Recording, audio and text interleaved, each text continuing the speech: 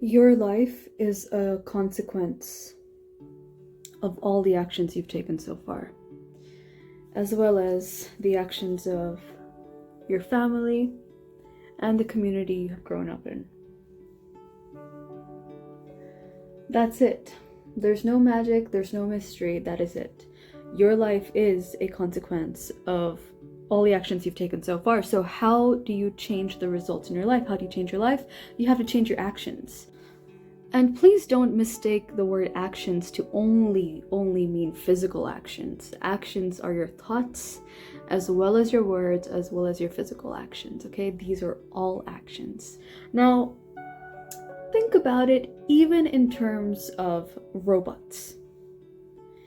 If you want to make a robot do something different, what do you have to do? You have to go into the programming and type up some things that I don't really know anything about because I haven't,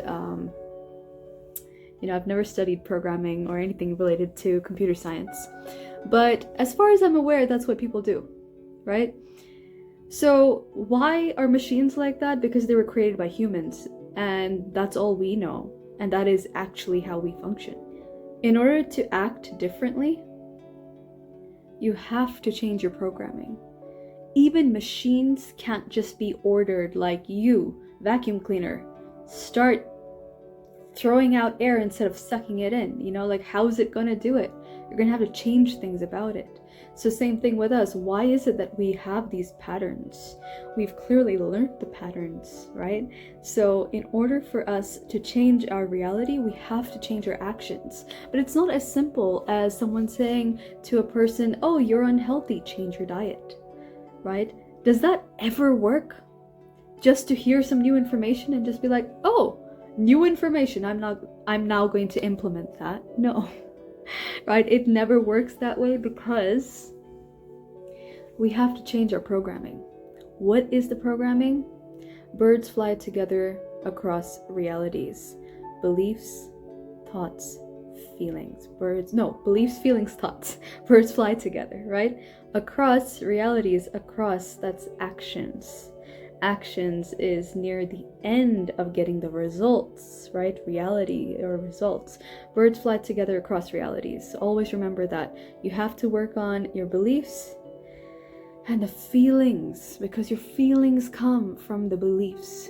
The things that make you feel anxious, that somebody else is just happy to do. Why is it? Because they believe that they will be successful and that their action is going to produce positive results for them. Right? But what are the beliefs that you're harboring that's keeping your feelings stuck in a way that is obviously influencing the thoughts you have?